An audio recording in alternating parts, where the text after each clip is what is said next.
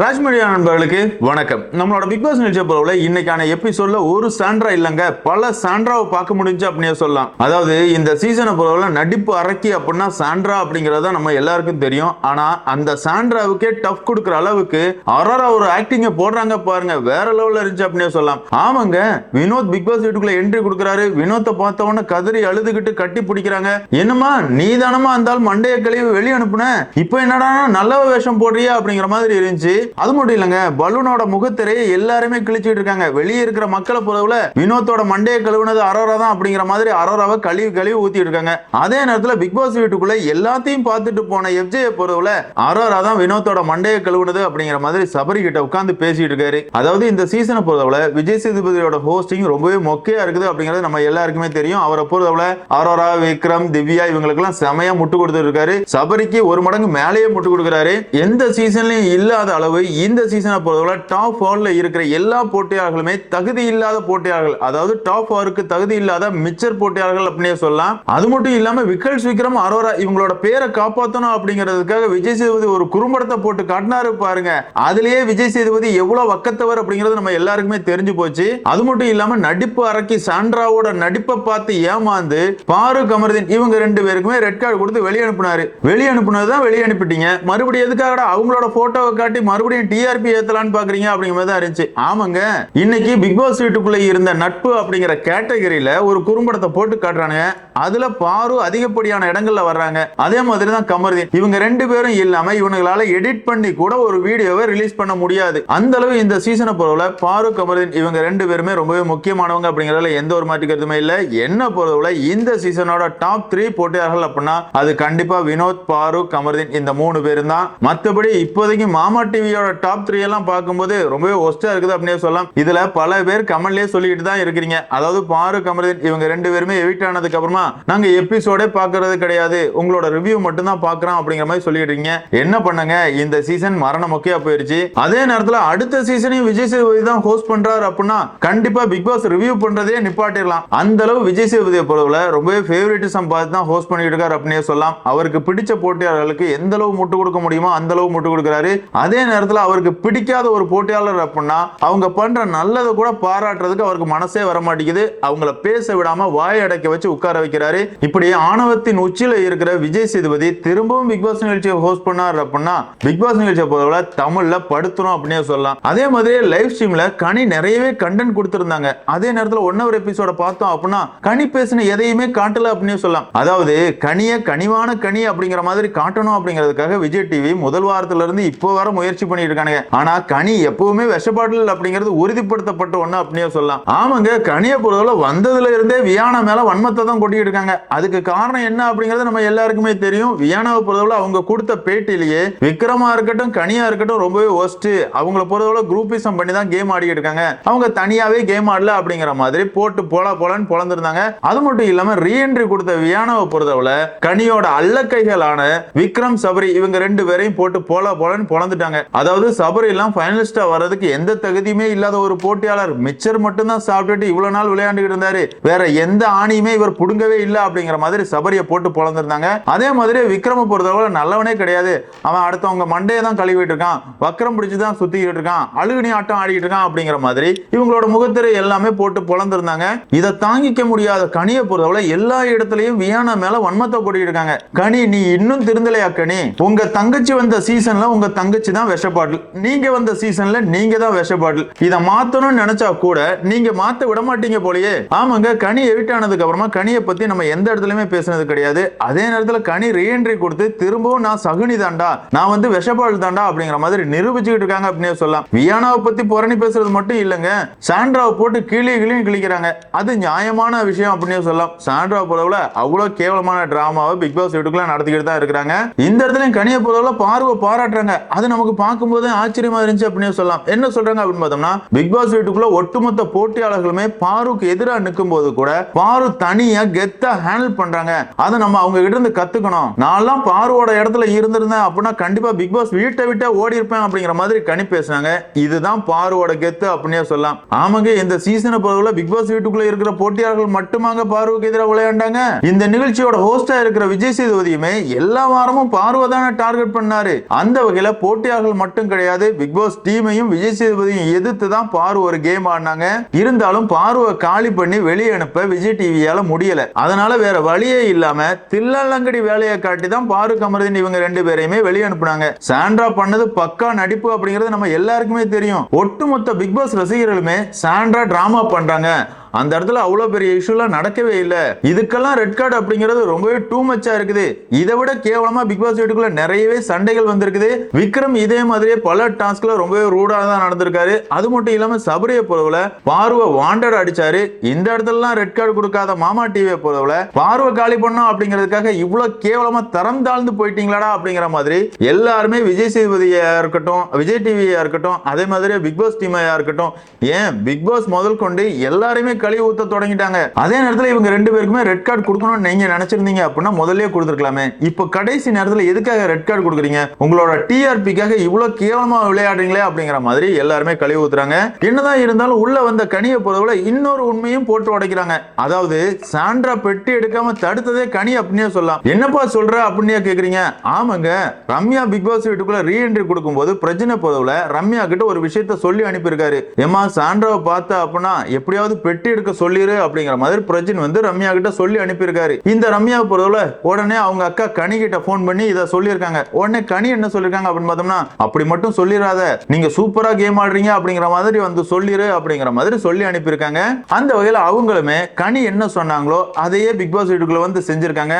அதனாலதான் சாண்ட்ரா பணப்பட்டியை தொடவே இல்லை அப்படின்னே சொல்லலாம். கனி உன்னோட வன்மை எந்த இடத்துலயுமே குறையாதாமா, உண்மையாவே சாண்ட்ரா பெட்டி எடுக்க கூடாது அப்படிங்கிறது தான் நம்மளோட எண்ணமும். அதே நேரத்தில் சாண்ட்ரா பெட்டி எடுத்துட்டு வெளியே போயிருந்தாங்க அப்படின்னா வினோத் தான் இந்த சீசனோட டைட்டில் வின்னரா வந்திருப்பாரு. அதற்கு அடுத்தது இந்த கனின்னு நினைக்கும் போது தான் நமக்கு காரி துப்பணும் போலயே தோணுது அப்படின்னே சொல்லலாம். அதே மாதிரியே அரோரா வந்து துஷார் மேல காதல்ல வலிஞ்சுக்கிட்டு இருக்காங்க அப்படிங்கிற மாதிரியும், துஷார் வந்து விலகி போறாரு அப்படிங்கிற மாதிரியும் நேத்தைக்கான ஒரு எபிசோட்ல காட்டியிருந்தாங்க. ஆனா நைட் லைவ் ஸ்ட்ரீம் பார்த்தோம் அப்படின்னா துஷார் மடியில தான் அரோரா படுத்திருக்காங்க. ரெண்டு பேருமே காஜி பிடிச்சு தான் சுத்திட்டு இருக்காங்க. அந்த இடத்துல அரோரா பொறுவுல கமருதீன் பாரு இவங்க ரெண்டு பேருமே காதலே பண்ணல, ஒரு ஆள் இன்னொரு ஆளை விட்டு கொடுத்து பேசுறாங்க. நம்ம ரெண்டு பேரும் அப்படியா, நம்ம ரெண்டு பேர் பண்றது காவிய காதல் அப்படிங்கிற மாதிரி பேசிட்டு இருந்தாங்க. ஏ பலூனு, உனக்கு எத்தனை பேர் தாமா தேவைப்படுது?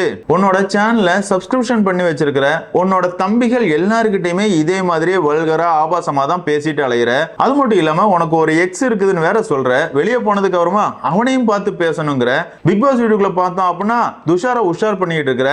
கமருதீன் இருக்கிற வரைக்கும் கமருதீனையும் கொஞ்சம் ட்ரை பண்ணிட்டு தான் இருந்த. கமருதீனை மட்டுமா பிக் பாஸ் வீட்டுக்குள்ள இருக்கிற எல்லா ஆண்கள் கிட்டையுமே நீ கொஞ்சம் வளைஞ்சுக்கிட்டு தான் இருந்த. ஹோஸ்ட கூட விட்டு வைக்கல அப்படின்னு சொல்லலாம். இருந்தாலும் இந்த பலூன் அக்காவுக்கு தான் மாமா டிவி பொறுத்தவரை முழு சப்போர்ட் பண்றாங்க அப்படின்னே சொல்லலாம். அரோரா பாவம்பா, அரோரா உண்மையாவே காதல் பண்றா, துஷார் தான் கண்டுக்க மாட்டான் அப்படிங்கிற மாதிரி நேத்தைக்கான எபிசோட்ல காட்டினானுங்க. லைவ் ஸ்ட்ரீம்ல இவங்க ரெண்டு பேருமே காம வெறி பிடிச்சு சுத்துறாங்கல்ல, இதை எதுக்காக மாமா டிவி காட்ட மாட்டேங்கானுங்க அப்படிங்கிறது தெரியல. அதே நேரத்துல திவாகர் திவ்யா இவங்க ரெண்டு பேருக்கு இடையில நடந்த சண்டையை இன்னைக்கான எபிசோட்ல போட்டு காட்டுறானுங்க. இந்த சண்டையை பொறுத்தவரை திவ்யா வந்து ஆதிரை கிட்ட உட்கார்ந்து திவாகரை பத்தி புரணி பேசிட்டு இருக்காங்க. இது திவாகரோட காதல விழுந்துருது. உடனே திவாகரை பொறுத்தவரை என்னை பத்தி எதுக்காக தப்பா பேசுற அப்படிங்கிற மாதிரி திவாகர் வந்து திவ்யா கிட்ட கேட்கிறாரு. அந்த இடத்துல திவ்யா பொறுத்தவரை அண்ட புழுவுறாங்க அப்படின்னு சொல்லலாம். நான் எல்லாம் உன்னை பத்தி பேசவே இல்லை அப்படிங்கிற மாதிரி திமிரா பேசுறாங்க. அந்த இடத்துல ஆதிரை கிட்ட வேற சொல்றாங்க, நான் என்ன அவரை பத்தியா பேசிட்டு இருந்தேன் அப்படிங்கிற மாதிரி அப்படியே போய் சொல்றாங்க. இருந்தாலும் அந்த இடத்துல ஆதிரியை பொறுத்தவரை திவ்யா தான் கொஞ்சம் டிஸ்டன்ஸ் மெயின்டைன் பண்ணணும் அப்படிங்கிற மாதிரி சொல்றாங்கல்ல, நீங்க எதுக்காக திரும்ப திரும்ப திவ்யாவை டிஸ்டர்ப் பண்றீங்க அப்படிங்கிற மாதிரி பொங்குறாங்க. அந்த இடத்துல திவாகர் வந்து நான் மட்டுமா திவ்யா கிட்ட இப்பெல்லாம் பேசுறேன், திவ்யாவும் அப்படித்தானே என்கிட்ட பேசுறாங்க அப்படிங்கிற மாதிரி வாக்குவாதம் நீண்டுகிட்டே போகுது. அந்த இடத்துல திவ்யா பொறுத்தவரை யோ பேசாதியா நிப்பாட்டியா அப்படிங்கிற மாதிரி ரொம்பவே ரூடா கத்துறாங்க. உண்மையை சொல்லணும் அப்படின்னு பார்த்தோம்னா திவ்யாவை பொறுத்தவரை தன்னோட பிரச்சனைகளை ஹேண்டில் பண்றதுக்கு கூட தைரியம் இல்லாத ஒரு போட்டியாளர் அப்படின்னே சொல்லலாம். டெக்கோரம் அப்படிங்கிற மாதிரி வாய்களையே பேசுவாங்க. அதே நேரத்தில் டெக்கோரத்தை அவங்க மெயின்டைன் பண்ணுவாங்களா அப்படின்னு கேட்டோம்னா கண்டிப்பா கிடையாது. இந்த இடத்துல நான் திவாகருக்கெல்லாம் சொம்பு தூக்குறதுக்கு வரலப்பா, திவாகருமே பெண்கள் கிட்ட வலிஞ்சுகிட்டு இருக்கிறது பாக்குறதுக்கு அசிங்கமா தான் இருக்குது. அதே நேரத்தில் திவ்யா கெத்து திவ்யா மாசு அப்படிங்கிற மாதிரி சொல்றதுக்கும் நான் தயாரா இல்ல. உண்மையாவே இந்த சீசனை பொறுத்தவரை டாப் 4ல இருக்கிற போட்டியாளர்கள் எல்லாருமே தற்குறிகள் அப்படின்னே சொல்லலாம். திவாகர் வந்து திவ்யா உன்னை லவ் பண்றேன் அப்படிங்கிற மாதிரி சொன்ன முதல் தடவை திவ்யா வந்து திவாகர் இதெல்லாம் நமக்கு செட் ஆகாது, நிப்பாட்டிரு, எனக்கு பிடிக்காது, கோவம் வரும் அப்படிங்கிற மாதிரி சொல்லியிருந்தாங்க அப்படின்னா திவாகர் அப்படி பேசியிருக்கவே மாட்டாரு. அம்மாவை பொறுத்தவரை இந்த அம்மாவுக்கு தனிப்பட்ட முறையில கண்டென்ட் கொடுக்கறதுக்கு வக்கு இல்ல. பேசுற இடத்துல அதெல்லாம் பேச வேண்டியது, அதுக்கப்புறமா எவனாவது ஒருத்தன் ஒரு வார்த்தை விட்டுட்டான் அப்படின்னா அதை பிடிச்சுக்கிட்டு தொங்க வேண்டியது, அதை மட்டும்தான் இந்த சீசன் முழுக்க முழுக்க திவ்யா பண்ணிருக்காங்க. இந்த இடத்துல ஒரு கண்டென்ட்டுக்காக தான் திவ்யா இதெல்லாம் பண்ண மாதிரி இருந்துச்சு. இருந்தாலும் இந்த இடத்துல திவ்யா வந்து ரொம்பவே தரம் தாழ்ந்துதான் நடந்துகிட்டாங்க அப்படின்னு சொல்லலாம். எந்த இடத்துலயும் திவாகர பொறுவுல தரம் தாழ்ந்து நடக்கவே இல்லை. ஆமாங்க, இந்த அம்மா பொறுவுல வாடி போடி அப்படிங்கிற வார்த்தைகள் வந்து கெட்ட வார்த்தைகள். அதே மாதிரி இவங்க பேசும்போது கையை நீட்டி நீட்டி பேசுவாங்க, எதிரில் பேசுறவங்க கை நீட்டி பேசிட்டாங்க அப்படின்னா இதெல்லாம் தப்பு அப்படிங்கிற மாதிரி கொந்தளிப்பாங்க. இவங்க வந்து அடுத்தவங்களை ரொம்பவே மரியாதையா பேசுங்க அப்படிங்கிற மாதிரி அட்வைஸ் எல்லாம் கொடுப்பாங்க. அதே நேரத்தில் இவங்க அதே மாதிரி அடுத்தவங்களுக்கு மரியாதை கொடுப்பாங்களா அப்படின்னு கேட்டோம்னா கிடையவே கிடையாது. இன்னைக்கான எபிசோட்லயே திவாகர் கிட்ட இவங்க நடந்துகிட்ட விதத்தை பார்க்கும்போது கண்டிப்பா யாரா இருந்தாலும் கோவம் வரும். அந்த இடத்துல திவாகர் வந்து கொஞ்சம் அடக்கி தான் வாசிச்சார் அப்படின்னு சொல்லலாம். என்னதான் இருந்தாலும் இந்த இடத்துல திவ்யாவுக்கு சப்போர்ட்டா பிரவீன் ராஜா இருக்கட்டும், பிரஜனா இருக்கட்டும், அதே மாதிரி சபரியா இருக்கட்டும், எல்லாருமே குதிச்சுட்டு வந்துடுறானுங்க. ஏன்னா எல்லாருமே விஜய் டிவி ப்ராடக்ட் தானப்பா. அப்படி இருக்கும்போது நாங்க எல்லாரும் ஒரே குடும்பம், எங்க குடும்பத்துல வந்து பிரச்சனை பண்றியா அப்படிங்கிற மாதிரி திவாகரை போட்டு பொழந்துகிட்டு இருக்கானுங்க. அதுலயும் இந்த பிரவீன் ராஜா போல கொஞ்சம் ஓவரா தான் நடந்துகிட்டு இருக்கான் அப்படின்னு சொல்லலாம். அவனை போல வந்த முதல் வாரத்திலேயே திவாகர் அவனுக்கு பிடிக்கவே பிடிக்காது. அதாவது நாங்கெல்லாம் நடிகர்கள், விஜய் டிவி ப்ராடக்ட், நாங்க பிக் பாஸ் வீட்டுக்குள்ள வந்திருக்கோம். அதே நேரத்தில் ரீல்ஸ் பண்ணிட்டு சுத்திட்டு இருந்த திவாகருக்குலாம் இந்த வாய்ப்பு கிடைச்சிருக்கவே கூடாது, இதெல்லாம் ரொம்பவே தப்பு அப்படிங்கிற மாதிரி திவாகரை முதல் வாரத்துல இருந்தே ரொம்பவே மட்டமா தான் பிரவீன் ராஜ் வந்து பாத்துக்கிட்டு இருந்தாரு. இப்போ வரைக்கும் பிரவீன் ராஜோட எண்ணம் மாறவே இல்லை அப்படின்னு சொல்லலாம். இந்த இடத்துலயும் திவாகர் கிட்ட ரொம்பவே ரோடா நடந்துக்கிறாரு. திவாகரை பொறுத்தவரை யோ தள்ளி போயா அப்படிங்கிற மாதிரி தள்ளி விடுறாரு. இந்த சண்டையை பொறுத்தவரை வாண்டடா வந்த சண்டை அப்படின்னு சொல்லலாம். அதாவது திவ்யா பொறுத்தவரை ஆமா திவாகர் நீ பேசுறது எனக்கு பிடிக்கல, அதை தான் நான் ஆதரி கிட்ட சொல்லிக்கிட்டு இருந்தேன் அப்படின்னு சொல்லியிருந்தா சோழி முடிஞ்சிருக்கும். அதே நேரத்தில் திவ்யா என்ன சொல்றாங்க, நான் உன்னை பத்தி பேசவே இல்லை அப்படிங்கிற மாதிரி பொய் சொல்றாங்க. அதனாலதான் திவாகர போல திவ்யாவை போட்டு பொழக்கிறாரு. அதுக்கப்புறம் பார்த்தோம் அப்படின்னா அடுத்த நாள் காலையிலேயுமே கலையரசன் கூட உட்கார்ந்து திவ்யாவை போட்டு பொழந்துகிட்டு இருக்காரு அப்படின்னே சொல்லலாம். அதாவது திவ்யா எல்லாம் டாப் 4க்கு வர்றதுக்கு தகுதியே இல்லாத ஒரு போட்டியாளர், பிஆரால மட்டும்தான் அந்த அம்மாவை போல இந்த இடத்துக்கு வந்திருக்காங்க. இவங்க வாண்டடா பல இடங்கள்ல சண்டை போடுவாங்க, லொல்லு லொல்லுன்னு குலைச்சிக்கிட்டு இருப்பாங்க. ஆமாங்க, திவ்யா பேசும்போது அப்படிதாங்க எனக்கும் தோணுது. தெருநாய் கத்துனா எப்படி இருக்குமோ அதே மாதிரி தான் திவ்யா வந்து பல இடங்கள்ல கத்திக்கிட்டு இருக்காங்க. இததான் இந்த இடத்துல திவாகர் சொல்றாரு. அந்த இடத்துல கலையரசனை பொறுத்தவரை பார்வுமே சண்டை போடுவாங்க.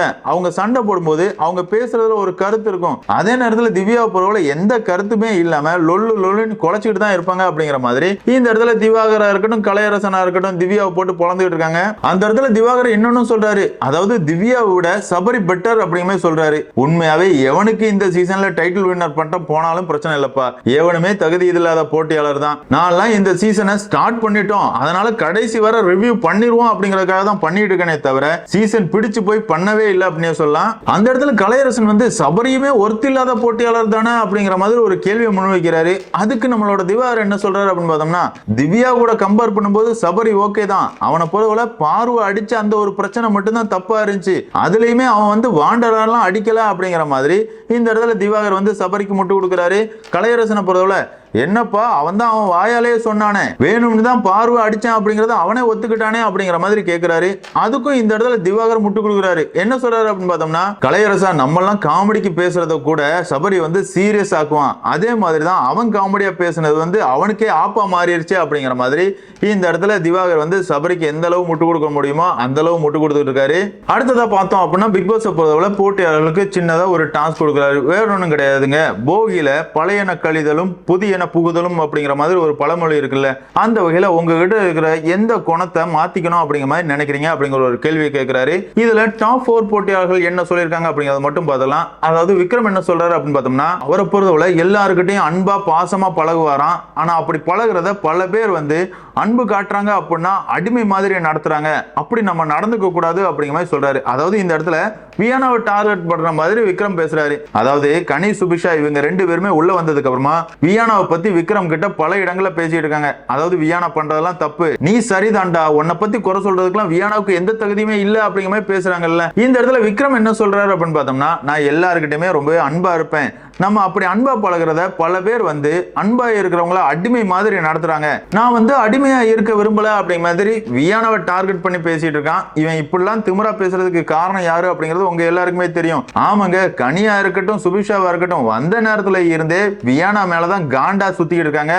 அது மட்டும் இல்லாம விக்ரம் கிட்ட பல இடங்கள்ல ஏத்தி விட்டு இருக்காங்க. விக்ரம் நீ சூப்பர்ரா, வியானாலாம் ஒரு ஆளே கிடையாது, ஒன்னெல்லாம் குறை சொல்றதுக்கு அவளுக்கு எந்த தகுதியுமே இல்ல அப்படிங்கிற மாதிரி கனி எந்த அளவு விக்ரம ஏத்தி விட முடியுமோ அந்த அளவு ஏத்தி விட்டுட்டு இருக்காங்க. அந்த திமிர்ல தான் விக்ரம பொறுத்தவரை நான் கரெக்டா தான் இருக்கேன், என்னெல்லாம் குறை சொல்றதுக்கு யாருக்குமே தகுதி இல்ல அப்படிங்கிற மாதிரி திமிரா பேசிட்டு இருக்கான். அதே மாதிரி விக்ரம் இன்னொன்னு சொல்றாரு. என்ன சொல்றாரு அப்படின்னு பார்த்தோம்னா, இந்த பிக் பாஸ் வீட்டுக்குள்ள எல்லார பத்தியும் நம்ம ஜட்ஜ் பண்ணிக்கிட்டே இருக்கிறோம், அந்த குணத்தையும் மாத்திக்கணும்னு நினைக்கிறேன். அந்த குணம் யார் வேணாலும் எடுத்துக்கிட்டோம், அதாவது தன்னை பத்தி வியானா எப்படி வேணாலும் நினைச்சுக்கிட்டோம், நான் யாரையுமே தப்பா ஜட்ஜ் பண்ண விரும்பல, எல்லாருமே நல்லவங்க தான் அப்படிங்கிற மாதிரி எண்ணத்தோட சந்தோஷமா வாழ நினைக்கிறேன் அப்படிங்கிற மாதிரி விக்ரம் பேசியிருக்கான். லே விக்ரம் சூப்பர்ரா, இன்னைக்கு ஒரு நாள் நீ நல்லவனா மாறிட்ட அப்படிங்கிறதுக்காக இதுக்கு முன்னாடி நீ பிக் பாஸ் வீட்டுக்குள்ள இருந்த 95 நாளும் வக்ரத்தோட சுத்தினையே அது இல்லாம ஆயிராதே. ஆமா தானங்க, இவ்வளவு நாள் அவன் பண்ண தப்பு தானே, அதுக்காக தானே விக்ரம வக்ரம் அப்படிங்கிற மாதிரி நம்ம கூப்பிட்டு இருக்கோம். அடுத்தது அரோரா வர்றாங்க. அரோரா என்ன சொல்றாங்க அப்படின்னு பார்த்தோம்னா, என்ன பொறுவல தூக்கத்தை என்னால கண்ட்ரோல் பண்ணவே முடியாது, கார் டாஸ்க்ல மட்டும்தான் சூரிய உதயத்தையே நான் பார்த்திருக்கேன் அப்படிங்கிற மாதிரி இந்த இடத்துல அரோரா சொல்றாங்க. இதானமா நாங்களும் முதல்ல இருந்தே சொல்லிட்டு இருக்கோம், உன்னை பொறுத்தவரை பிக் பாஸ் வீட்டுக்குள்ள வேலை வெட்டியே பண்ணல, அரைகுறையா ட்ரெஸ்ஸை போட்டுக்கிட்டு மேக்கப்போட சுத்துறது மட்டும்தான் அரோரா பண்ண வேலையை தவிர பிக் பாஸ் வீட்டுக்குள்ள டாஸ்க்கும் விளையாண்டது கிடையாது, டிடிஎஃப் டாஸ்கை தவிர வேற எதுவுமே அரோரா விளையாண்டது கிடையாது. இப்படி எதுவுமே பண்ணாத ஆபாச நாயகியை எதுக்காகடா 102 நாள் வரை கொண்டு வந்தீங்க அப்படிங்கறது எங்களோட கேள்வியுமே இருக்குது. என்னதான் இருந்தாலும் இந்த இடத்துல அரோராவை பொறுத்தவரை நான் தூக்கத்தை குறைக்கணும் அப்படிங்கிற மாதிரி முடிவெடுக்க போறேன், அதே மாதிரி என்ன பொறுத்தவரை எப்பவுமே என்ன செல்ஃப் லவ் பண்ணுவேன், அதை இன்னும் தொடர்ந்து பண்ண போறேன் அப்படின்னு சொல்றாங்க. ஆமாக்கா, உங்களை பொறுத்தவரை நீங்க உங்களை ரொம்பவே லவ் பண்றீங்க, அதனாலதானே இவ்வளவு ஓப்பனா காட்டுறீங்க, நீங்க தான் ஒளிச்சு மறைக்கிற ஆளே கிடையாதுக்கா, விட்டா ட்ரெஸ்ஸே இல்லாம கூட வீடியோ போடுவீங்க, அந்த அளவு தான் உங்களோட புகைப்படங்கள் ரொம்பவே வைரல் ஆகிட்டு இருக்குது. அடுத்ததா திவ்யா வராங்க. திவ்யாவை பொறுத்தவரை நான் யாருக்கிட்டே க்ளோஸ் ஆயிட்டேன் அப்படின்னா அவங்க என்ன காயப்படுத்தினா கூட நான் திருப்பி காயப்படுத்த மாட்டேன் அப்படிங்கிற மாதிரி அண்ட புழுகுறாங்க. எம்மா உன்னை ஊனி சொன்னா கூட நீ ஊன்னு சொல்ற ஆளு, நீயா அடுத்தவங்களை காயப்படுத்த மாட்டே அப்படிங்கிற மாதிரி இருந்துச்சு. என்னதான் இருந்தாலும் திவ்யாவை பொறுத்தவரை நானா தான் இதுவரையா பிக் பாஸ் வீட்டுக்குள்ள இருக்கேன், அந்த கேரக்டரை மட்டும் மாத்திக்கவே கூடாது அப்படிங்கிற மாதிரி நினைக்கிறேன் அப்படிங்கிற மாதிரிலாம் ப்ரூடா விடுறாங்க. அடுத்ததா சபரிநாதன் வராரு. அவரை பொறுத்தவரை அவர் என்ன சொல்றாரு அப்படின்னு பார்த்தோம்னா, நான் பெருசா மத்தவங்க சொல்றதை ஏத்துக்கவே மாட்டேன், அதாவது என்னை பத்தி நல்லது சொன்னாங்க அப்படின்னா அதை கண்டுக்கவே மாட்டேன், அப்படியே விட்டுருவேன். அதே நேரத்துல நீ இந்த இடத்துல இப்படி பண்ணிருக்கலாம் இல்லைன்னா அப்படி பண்ணிருக்கலாம் அப்படிங்கிற மாதிரி ஏதாவது ஒரு கருத்துக்கள் சொல்லும் போது அது மண்டைக்குள்ள எடுத்துக்கிட்டு நான் குழம்புறேன், இனிமேல் அதெல்லாம் பண்ணக்கூடாது, எவன் என்ன நினைச்சா என்ன, நான் சரியா தான் இருக்கிறேன் அப்படிங்கிற ஒரு கான்பிடென்ட் எனக்குள்ள வளர்த்துக்கணும் அப்படிங்கிற மாதிரி சபரி சொல்றாரு. சபரி நீ இது நாள் வரை அப்படித்தான்ப்பா இருந்திருக்க, பிக் பாஸ் வீட்டுக்குள்ள என்னத்தை கிழிச்ச, வெங்காயத்து கூட உட்கார்ந்து பேசிட்டு இருக்கடா, வெங்காயம் வேற ஒரு ஆணையும் நீ புடுங்கல, சரி என்னமோ இன்னும் 3 நாள் தான் இருக்குது, என்னெல்லாம் உருட்ட முடியுமோ உருட்டுங்கடா அப்படிங்கிற மாதிரி தான் இருந்துச்சு. அடுத்ததா பார்த்தோம் அப்படின்னா நடிப்பு அரக்கி சாண்ட்ரா பிக் பாஸ் வீட்டுக்குள்ள வர்றாங்க. அவங்க எல்லாம் பார்க்கும்போது எனக்கெல்லாம் செம காண்டாச்சு அப்படின்னே சொல்லலாம். ஆமாங்க, வரும்போதே பள்ளி இழிச்சுக்கிட்டே வர்றாங்க, எப்படிமா உன்னால இப்பெல்லாம் வர முடியுது, மக்கள் எல்லாருமே உன்னை காரி துப்பிக்கிட்டு இருக்காங்க, நீ அவ்வளவு கேவலமா பிக் பாஸ் வீட்டுக்குள்ள நாடகத்தை பட்டிருக்க, 2 பேரோட வாழ்க்கையை கெடுத்திருக்க, இது எல்லாம் பண்ணிட்டு உன்னால எப்படி சிரிக்க முடியுது அப்படிங்கிற மாதிரி தான் எனக்கு தோணுச்சு. என்னதான் இருந்தாலும் இந்த சூனியக்காரியை பொறுத்தவரை உள்ள வந்த உடனே தன்னோட கணவன் கிட்ட காதலுக்கு ப்ரொபோஸ் பண்றாரு, ஒரு ரோஸை கொடுத்து ப்ரொபோஸ் எல்லாம் பண்றாங்க. அது மட்டும் இல்லாம என்ன தூக்குடா புருஷா அப்படிங்கிற மாதிரி தூக்கி சுத்தலாம் வைக்கிறாங்க, பாக்குறதுக்கே கன்றாவியா இருந்துச்சு அப்படின்னே சொல்லலாம். ஆமாங்க, 20 வருஷ காதல் கல்யாணம் அப்படிங்கிற மாதிரி சொல்றாங்கல்ல, இருந்துமே புருஷன் மேல நம்பிக்கை இல்லாம தானே சுத்திட்டு இருக்காங்க. புருஷன் மேல நம்பிக்கை இருந்துச்சு அப்படின்னா எத்தனை பொண்ணு அவங்க புருஷனை பார்த்தா என்ன பேசுனா இவங்களுக்கு என்ன சந்தேகம் எதுக்காக வரணும். அண்ணனா நினைச்சு பழகின திவ்யாவை எந்த அளவு அசிங்கப்படுத்தினாங்க. அது மட்டும் இல்லாம 29 வயசு பாரு 47 வயசு கிழமை பிரஜனை பார்த்து வலிஞ்சுக்கிட்டு இருக்காங்க அப்படிங்கிற மாதிரிலாம் மட்டமா பேசின சாண்ட்ரா எல்லாம் 20 வருஷ காதல் கல்யாணம் எல்லாம் பேசுறதுக்கு தகுதியே இல்லாத ஒரு நபர் அப்படின்னே சொல்லலாம். என்னதான் இருந்தாலும் இந்த இடத்துல பிரஜன் சாண்ட்ராவை தூக்கி சுத்துறாரு, இதெல்லாம் பாக்குறதுக்கு கன்றாவே தான் இருந்துச்சு. அதுக்கப்புறம் பிரஜனை போல எல்லாருக்கிட்டையுமே நார்மலா பேசு அப்படிங்கலாம் சொல்றாரு. இருந்தாலும் இந்த அம்மாவை பொறுத்தவரை வன்மத்தை தான் கொட்டிட்டு இருக்காங்க. வியானா கிட்ட போய் என்ன சொல்றாங்க அப்படின்னு பார்த்தோம்னா, என்னை பத்தி நீ நிறைய இடங்கள்ல தப்பா பேசியிருக்க, எனக்கெல்லாம் பிரச்சனையே கிடையாது, நான் காருக்குள்ள இருக்கும்போது கமர்தீன் கிட்ட என்ன சொன்னனோ அதுதான், என்னை பத்தி அசிங்கமா பேசுறவங்க தான் அசிங்கப்படுவாங்க அப்படிங்கிற மாதிரி இந்த அம்மா கொஞ்சம் கூட கூச்சமே இல்லாம கேவலமா பேசுது. எம்மா வியானாவை மக்கள் எல்லாருமே கொண்டாடிட்டு இருக்காங்க. சாண்ட்ரா மாதிரி ஒரு கேவலமான போட்டியாளருக்கு எதிரா பிக் பாஸ் டீமா இருக்கட்டும், ஹோஸ்ட் விஜய் சேதுபதியா இருக்கட்டும், ஒரு வார்த்தை கூட பேசாம இருக்கும்போது மக்களின் குரலா வியானா தான் சாண்ட்ராவை போட்டு பொளந்திருக்காங்க அப்படிங்கிற மாதிரி வியானாவை எல்லாருமே கொண்டாடிட்டு இருக்காங்க. பாரு 2.0 தான் வியானா அப்படிங்கிற மாதிரி வியானாவோட புகழ் பாடிட்டு இருக்காங்க. நீ இந்த இடத்துல வியானாவை கழுவி ஊத்துறியா அப்படிங்கிற மாதிரி தான் இருந்துச்சு.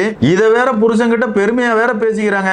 கன்றாவே இருந்துச்சு அப்படின்னே சொல்லலாம். அது மட்டும் இல்லாம நான் திவ்யாவை கண்டுக்கவே இல்லை அப்படிங்கிற மாதிரி சாண்ட்ரா பேசுறாங்க. அந்த இடத்துல பிரஜின் வந்து நானுமே திவ்யா கிட்ட பேசவே இல்லையே அப்படிங்கிற மாதிரி பேசுறாரு. லே நீ எல்லாம் மனுஷன் தானாடா, பிக் பாஸ் வீட்டுக்குள்ள இருக்கிற வரைக்கும் நான் தங்கச்சி பாசத்துல ஏங்குறேன், என்னோட தங்கச்சி திவ்யா அப்படிங்கிற மாதிரி சொன்னேன். வெளியே போனதுக்கு அப்புறமா பேட்டியில என்ன சொல்ற, தங்கச்சின்னு சொன்னதே ஒரு டிராப் அப்படிங்கிற மாதிரி சொன்னேன். திரும்ப வந்த உன்னை பொறுத்தவரை அட்வைஸ் ஏதாவது கொடுத்தியா? எதுவுமே கொடுக்கல. உன் பொண்டாட்டியை பொறுத்தவரை திவ்யாவை பத்தி கேவலமா பல கமெண்ட் பண்ணியிருந்தா, அதை நார்மலைஸ் பண்றதுக்காக எந்த இடத்துலயோ பேசினியா? எதுவுமே கிடையாது. இன்னைக்கு கூட எபிசோட்ல திவ்யா வந்து எனக்கு தங்கச்சி, என்னைக்குமே திவ்யாவுக்காக நான் நிப்பேன் அப்படிங்கிற மாதிரி பேசுறேன். இதுல எதிரா உண்மை, ரெண்டு பேருமே கேவலமா போலியா இருக்கீங்களா? அவ நடிப்பு அரக்கி அப்படின்னா நீ நடிப்பு அரக்கன் போல. சூப்பர்ரா, சூப்பர் ஜோடி அப்படிங்கிற மாதிரி தான் இருக்குது. அது மட்டும் இல்லாம சாண்ட்ராவை பொறுத்தவரை ரம்யா கிட்ட போய் பேசுறாங்க. என்ன சொல்றாங்க அப்படின்னு பார்த்தோம்னா, ரம்யா நீ சொன்ன வார்த்தையை நான் பேசவே இல்லை, எபிசோட்லாம் பார்த்துட்டேன், நான் அப்படி ஒரு வார்த்தையை உன்னை பார்த்து நான் பயன்படுத்தவே இல்லை, அதாவது பாம்பு அப்படிங்கிற மாதிரி ரம்யாவை நான் சொல்லவே இல்லை, என் குழந்தைகள் மேல சத்தியமா நான் அப்படி பேசவே இல்லை அப்படிங்கிற மாதிரி இந்த இடத்துலயும் அந்த பச்சை புள்ள என் மேல சத்தியம் பண்றா. நீ எல்லாம் ஒரு தாயாடி, நீ எல்லாம் ஒரு பேய் அப்படிங்கிற மாதிரி தான் இருந்துச்சு. இருந்தாலும் அந்த இடத்துல ரம்யா ஒண்ணுதான் சொல்றாங்க, என்கிட்ட வீடியோ இருக்குமா, நான் வேணா உனக்கு அனுப்பி விடுறேன் அப்படிங்கிற மாதிரி சொல்றாங்க. இருந்தாலும் சாண்ட்ரா நான் பேசவே இல்லை அப்படிங்கிற மாதிரி போய் சொல்லிட்டு போறாங்க. அதுக்கப்புறமா அமித்தை வந்து கட்டிப்பிடிக்க வர்றாங்க. அமித் வந்து எம்மா போதுமா, உன்னோட சகவாசமே வேண்டாம், நீ கஷ்டப்படும் போது நான் தான் உன் கூட இருந்தேன், என்னையே கேவலப்படுத்தி நீ விக்ரம் கிட்ட எல்லாம் பேசியிருக்க, இதெல்லாம் பார்க்கும்போது எனக்கு ரொம்ப அசிங்கமா இருக்குது, உங்ககிட்ட பேசணும்னு எனக்கு விருப்பமே இல்லை அப்படிங்கிற மாதிரி டைரக்டா மூஞ்சில் அடிச்சாவுல பேசுறாரு. இருந்தாலும் சாண்ட்ரா பொறுத்தவரை இல்ல, உங்களோட நட்பு எனக்கு தேவை, லைஃப் லாங் உங்களோட நட்பு தொடரணும்னு நினைக்கிறேன், நான் வந்து ஃபன்னா தான் விக்ரம் கிட்ட பேசினேன் அப்படிங்கிற மாதிரி அப்படியே உலகமாக உருட்டுது. அந்த இடத்துல அமித் வந்து கேட்கிறாரு, என்னமா அதெல்லாம் ஃபன்னாமா, அதுல என்னமா ஃபன் இருக்கு அப்படிங்கிற கேட்கிறாரு. இருந்தாலும் சாண்ட்ரா பொறுத்தவரை பள்ளி இழிச்சுக்கிட்டே நான் ஃபன்னா தான் பேசினேன், காமெடிக்காக தான் பேசினேன் அப்படிங்கிற பேசும்போது நமக்கெல்லாம் அப்படியே காண்டாச்சு பாருங்க. ஒண்ணுமே சொல்றதுக்கு இல்லைங்க. விஜய் சேதுபதி மாதிரி மட்டமான சொம்பு தூக்கி இந்த நிகழ்ச்சியை ஹோஸ்ட் பண்ணார் அப்படின்னா போட்டியாளர்கள் இவ்வளவு கேவலமா தான் நடந்துப்பாங்க அப்படின்னு சொல்லலாம். என்னதான் இருந்தாலும் இந்த நடிப்பு அரக்கிட்ட பேசி ஜெயிக்க முடியாது அப்படிங்கிற மாதிரி, சரி சாண்ட்ரா ஓகே நீங்க சொல்றதை நான் ஏத்துக்கிறேன் அப்படிங்கிற மாதிரி அமித் வந்து காம்ப்ரமைஸ் பண்ணிடுறாரு. அதுக்கப்புறமா பார்த்தோம் அப்படின்னா பிக் பாஸ் வீட்டுக்குள்ள இந்த சீசனோட டைட்டில் வின்னரான வினோத் என்ட்ரி கொடுக்கிறாரு. ஆமாங்க, என்ன பொறுத்தவரை அவர் தான் டைட்டில் வின்னர். மாமா டிவியை பொறுத்தவரை எவனுக்கு டைட்டில் கொடுத்தா நமக்கு என்ன, மக்களின் டைட்டில் வின்னர் இந்த சீசனை பொறுத்தவரை வினோத் அப்படின்னு சொல்லலாம். வினோத் பிக் பாஸ் வீட்டுக்குள்ள என்ட்ரி கொடுக்கிறாரு. அதுக்கப்புறமா பார்த்தோம் அப்படின்னா அரோரா வந்து சாண்ட்ராவை மாறுறாங்க. என்ன ஒரு நடிப்புன்னு சொல்றீங்க, வேற லெவல் பெர்ஃபார்மன்ஸா இருந்துச்சு அப்படின்னு சொல்லலாம். அதாவது திவ்யா ஆதிரை இவங்க ரெண்டு பேர்கிட்டயுமே பேசிட்டு இருக்காங்க. என்ன சொல்றாங்க அப்படின்னு பார்த்தோம்னா, வினோத் வந்து பெட்டி எடுத்துட்டு போறதுக்கு நான் தான் காரணம் அப்படிங்கிற மாதிரி எல்லாருமே சொல்றாங்க, வினோத்துமே என்ன கண்டுக்கல அப்படிங்கிற மாதிரி இந்த இடத்துல சொல்லி புலம்பிட்டு இருக்காங்க. அழுதுட்டு ஒரு ஓரமா போறாங்க. அந்த இடத்துல வினோத்தை பொறுத்தவரை எதுக்குமா அழுதுகிட்டு இருக்க அப்படிங்கிற மாதிரி கேட்கிறாரு. அந்த இடத்துல அரோரா வந்து நீ பெட்டி எடுத்துட்டு போறதுக்கு நான் தான் காரணம் அப்படிங்கிற மாதிரி எல்லாருமே சொல்றாங்க அப்படிங்கிற மாதிரி அழுது சீனை கிரியேட் பண்றாங்க. இப்படி அரோரா அழுது ஃபீல் பண்ணிட்டு இருக்கும்போது சபரியா இருக்கட்டும் எஃப்ஜியா இருக்கட்டும் என்ன மாதிரி நடிக்கிறமா அப்படிங்கிற மாதிரி பார்த்தானுங்க பாருங்க. ஆமாங்க, சபரி கிட்ட தான் எஃப்ஜே பொறுத்தவரை உண்மை எல்லாத்தையும் போட்டு உடைச்சிட்டாரு. அரோராவை பொறுத்தவரை மண்டைய கழுவி தான் வினோத்தை பெட்டி எடுக்க வச்சா அப்படிங்கிறத எஃப்ஜே வந்து சபரி கிட்ட சொல்லிட்டாரு. அந்த வகையில சபரியா இருக்கட்டும் எஃப்ஜேயா இருக்கட்டும் அரோராவோட பெர்ஃபார்மன்ஸ் எல்லாம் பார்த்து திகச்சு போய் நிக்கிறாங்க. இருந்தாலும் அந்த இடத்துல வினோத் என்ன சொல்றாரு அப்படின்னு பார்த்தோம்னா, என்ன பொறுத்தவரை பிக் பாஸ் வீட்டுக்குள்ள இருக்கிற யாரை பத்தி நான் எந்த இடத்துலயும் தப்பா பேசவே இல்லை, நானா தான் பெட்டி எடுத்திருக்கேன் அப்படிங்கிற மாதிரி தான் எல்லாருக்கிட்டையும் சொல்லியிருக்கேன். அது மட்டும் இல்லாம வீக்கெண்ட் எபிசோட்ல விஜய் சேதுபதியே நீ எதுவும் தப்பு பண்ணல அப்படிங்கிற மாதிரி நிரூபிச்சிட்டார்ல அப்படிங்கிற மாதிரி சொல்றாரே தவிர அரோரா நீ எதுவுமே பண்ணல அப்படிங்கிற வார்த்தையை அவர் சொல்லவே இல்லை. அதாவது வினோத் கிட்ட பிக் பாஸ் டீம் வந்து இப்படிதான் பேசணும் அப்படிங்கிற மாதிரி சொல்லி கொடுத்த மாதிரி தான் வினோத் இந்த இடத்துல பேசியிருக்காரு அப்படின்னு சொல்லலாம். இதை தான் நான் முதல்ல இருந்தே சொல்லிட்டு இருக்கேன். அவங்க இந்த மாமா டிவியை பொறுத்தவரை ஷோ முடிஞ்சு 45 நாளைக்கு அப்புறமா தான் இவங்க எத்தனை நாள் இருந்திருக்காங்களோ அத்தனை நாளைக்கான சம்பளத்தை கொடுப்பானுங்க. அதுக்கிடையில போட்டியாளர்கள் வந்து இவங்க சொல்றதுக்கு எதிர ஏதாவது நடந்துட்டாங்க அப்படின்னா சேலரி வராது. அதுக்கு பயந்துகிட்டே இந்த இடத்துல வினோத் வந்து மாமா டிவி சொன்ன மாதிரியே போலியா நடிக்கிறாரு அப்படிங்கறத என்னோட கருத்து. அவர் பணப்பட்டு எடுத்துட்டு பேசுறதை இன்னொரு வாட்டி போட்டு பாருங்களேன். வினோத் இவ்வளவு நாள் பேசினதுக்கும் அந்த இடத்துல மத்தவங்க சொல்லி கொடுத்ததை சொல்ற மாதிரி ஒப்பிக்கிறதுக்கும் நிறைய வித்தியாசம் இருக்குது. அந்த இடத்துல வினோத்தை இல்ல அப்படிங்கறத என்னோட கருத்து. இந்த இடத்துலயுமே வினோத்தை பொறுத்தவரை நான் யாரையுமே குறை சொல்லல, நான் பெட்டி எடுத்தேன் அப்படின்னா அதுக்கு நான் தான் பொறுப்பு, நான் யாரையும் குறை சொல்றதுக்கு விரும்பல அப்படிங்கிற ஒரு வார்த்தையை தான் பயன்படுத்தினாரு. என்னதான் இருந்தாலும் இந்த இடத்துல அரோராவோட திவ்யாவோட ஆக்டிங் வேற லெவல்ல இருந்துச்சு அப்படின்னு சொல்லலாம். இருந்தாலும் இந்த இடத்துல வினோத் வந்து அரோரா கிட்ட இன்னொரு கேள்வியும் கேட்கிறாரு. என்னம்மா என்ன நினைச்சு அல்றியா இல்லனா 18 லட்ச ரூபாய் போயிருச்சேன்னு நினைச்சு அல்றியா அப்படிங்கிற மாதிரி கேள்வி கேட்கிறாரு. அரோராவுக்குலாம் 18 லட்ச ரூபாய் எல்லாம் பெரிய விஷயமாங்க.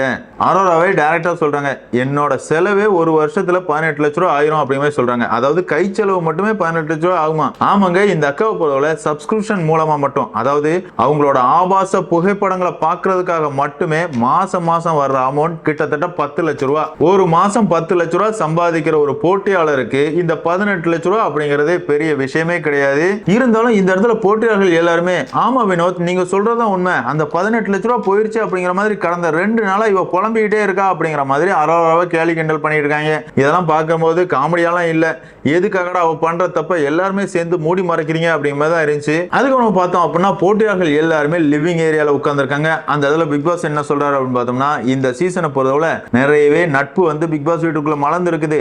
அந்த நட்பை குரூப்பிசம் அப்படிங்கிற மாதிரி மக்கள் சொல்றாங்க அப்படிங்கிற மாதிரி சொல்றாங்க. இல்ல குரூப்பிசம் பண்ணா குரூப்பிசம் தான்டா சொல்லுவோம். வினோத்தும் கமருதீனும் நட்பா இருந்தாங்க, பாரு திவாகர் நட்பா இருந்தாங்க. அவங்கள பொறுத்தவரை நட்பா மட்டும் தான் இருந்தாங்க, குரூப்பிசம் பண்ணல. பாரு திவாகர் கூட சில இடங்கள்ல பண்ணிருப்பாங்க. அதே நேரத்தில் கமருதீன் வினோத்தை பொறுத்தவரை நட்பா மட்டும் தான் இருந்தாங்களே தவிர இன்னொரு ஆளோட கேம் பாதிக்கிற மாதிரி அவங்களோட நட்பு எந்த இடத்துலயுமே செயல்படல அப்படின்னு சொல்லலாம். அதே நேரத்தில் கனியோட அன்பு கேங் வந்து, அதே நேரத்தில் கனியோட அன்பு கேங்ல இருந்த போட்டியாளர்களை பொறுத்தவரை ஒட்டு மொத்தமா அவங்க குரூப்பா தான் இருந்தாங்க, கேமை கெடுத்தாங்க அப்படின்னு சொல்லலாம். அவங்களுக்குள்ள அவங்க நாமினேஷனே பண்ணிக்க மாட்டாங்க. பெஸ்ட் பெர்ஃபார்மர் தேர்வு வரும்போது அவங்களுக்குள்ள இருக்கிற நபர்களை மட்டும் தான் சொல்லி அதுதான்டா கேம் கெடுக்கிறது. குரூப்பிசத்துக்கும் நட்புக்கும் வித்தியாசமே தெரியாதாடா? கடைசி வாரத்துல கூட கனியோட அன்பு கேங்க்கு இந்த அளவு முட்டு கொடுப்பீங்களாடா அப்படிங்கிற மாதிரி தான் எனக்கு தோணுச்சு. என்னதான் இருந்தாலும் நட்போட தொகுப்பு அப்படிங்கிற மாதிரி ஒரு வீடியோ போட்டு காட்டுறானுங்க. அந்த வீடியோலையுமே பாரு வந்து திவார்ட்ட ஒரு வார்த்தை சொல்லுவாங்க, அதாவது உனக்கு நான் எனக்கு நீ அப்படிங்கிற மாதிரி ஒரு வார்த்தை சொல்லுவாங்க. அந்த வீடியோ கிளிப்ஸ் இருக்குது. அந்த இடத்துல திவாகர பொருளை கை கொட்டி கொண்டாடினார் அப்படின்னு சொல்லலாம். உண்மையாவே திவாகர் பாரு இவங்களோட காம்போ வேற லெவல்ல இருந்துச்சு. அதே மாதிரியே இந்த வீடியோல பல இடங்கள்ல கமருதீன் வினோத் இவங்களோட நட்பையும் ரொம்ப அழகா காட்டியிருந்தாங்க அப்படின்னு சொல்லலாம். இந்த இடத்துல நமக்கு ஒரே ஒரு கேள்விதான், எப்ப பாரு கமருதீன் இவங்க 2 பேருக்குமே ரெட் கார்டு கொடுத்து வெளியே அனுப்பிட்டீங்க, அவங்களுக்கு சம்பளம் கூட கிடைக்காது அப்படிங்கிற மாதிரி தான் சொல்றாங்க. அப்படி இருக்கும்போது இந்த இடத்துல உங்களோட டிஆர்பிக்காக அவங்களோட பிக்சர் எல்லாம் எதுக்காக யூஸ் பண்றீங்க? ஆமா தானங்க, எப்படினாலும் எடிட் பண்ணி தானே போடுறானுங்க. பாரு கமருதீன் இவங்க 2 பேரும் இருக்கிற போர்ஷன் எல்லாம் கட் பண்ணிட்டு போட வேண்டியதானே? என்னடா உங்களோட டிஆர்பிக்கு இன்னைக்கு வரைக்கும் பாரு கமருதீன் தேவைப்படுறாங்கல்ல அப்படிங்கிற மாதிரி தான் எனக்கு தோணுச்சு. என்னதான் இருந்தாலும் இந்த வீடியோ எல்லாம் பார்த்ததுக்கு அப்புறமா சபரி எஃப்ஜே இவங்க 2 பேரும் ஒப்பாரி வைக்கிறாங்க. இல்ல இப்ப எதுக்காகடா இவ்வளவு ஆள்றீங்க?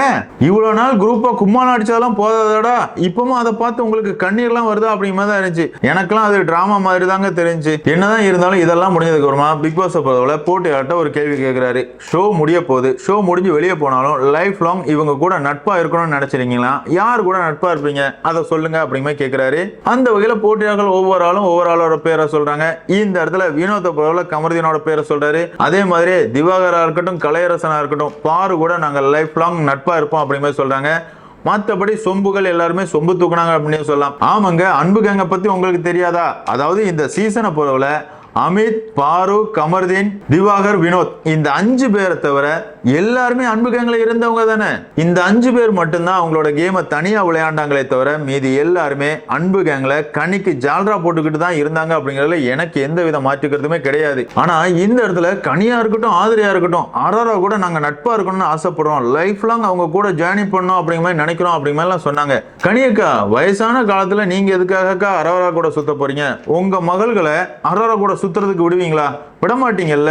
அதே நேரத்தில் நம்ம எல்லாருமே அரோரா நல்லவங்க அப்படிங்கிற மாதிரி நம்ம ஏத்துக்கணும். அதுக்காக இந்த இடத்துல கனிய போல விஷத்தை தான் தூக்கிட்டு இருக்கு அப்படின்னு சொல்லுவேன். அதே நேரத்தில் இந்த இடத்துல பிஆர் அக்கா ரொம்பவே ஃபீல் பண்ணி அழுதுட்டு இருந்தாங்க அப்படின்னு சொல்லலாம். அதாவது திவ்யா என்ன சொல்றாங்க அப்படின்னு பார்த்தோம்னா, இந்த வீட்டுல எல்லாருக்குமே ஒவ்வொரு நட்பு இருக்குது, அதெல்லாம் பார்க்கும்போது ரொம்பவே அழகா இருக்குது. அப்படி ஒரு நட்பு எனக்கு கிடைக்கவே இல்லை. என்னை பொறுத்தவரை தகுதியற்ற நபர்களை நம்பி ஏமாந்துகிட்டே இருக்கேன் அப்படிங்கிற மாதிரி இந்த இடத்துல திவ்யா வந்து ஃபீல் பண்ணி அழுறாங்க. திவ்யா உண்மையாவே நீங்க வந்து பிரஜின் சாண்ட்ரா இந்த 2 பேரையும் நம்பினது நீங்க பண்ண தப்பு, அதுல மாற்றிக்கிறதே கிடையாது. அதே நேரத்தில் உங்க கூட யாராவது நட்பா இருக்க முடியுமான்னு கேட்டீங்கன்னா முடியவே முடியாது. உங்களை பொறுத்தவரை நீங்க எல்லாரையும் குறை சொல்லுவீங்க. அதே நேரத்தில் திவ்யா நீ பண்றது தப்பு அப்படிங்கிற மாதிரி யாராவது உங்க நல்லதுக்கு சொன்னா கூட அதை ஏத்துக்கிற பக்கம் உங்ககிட்ட கிடையாது.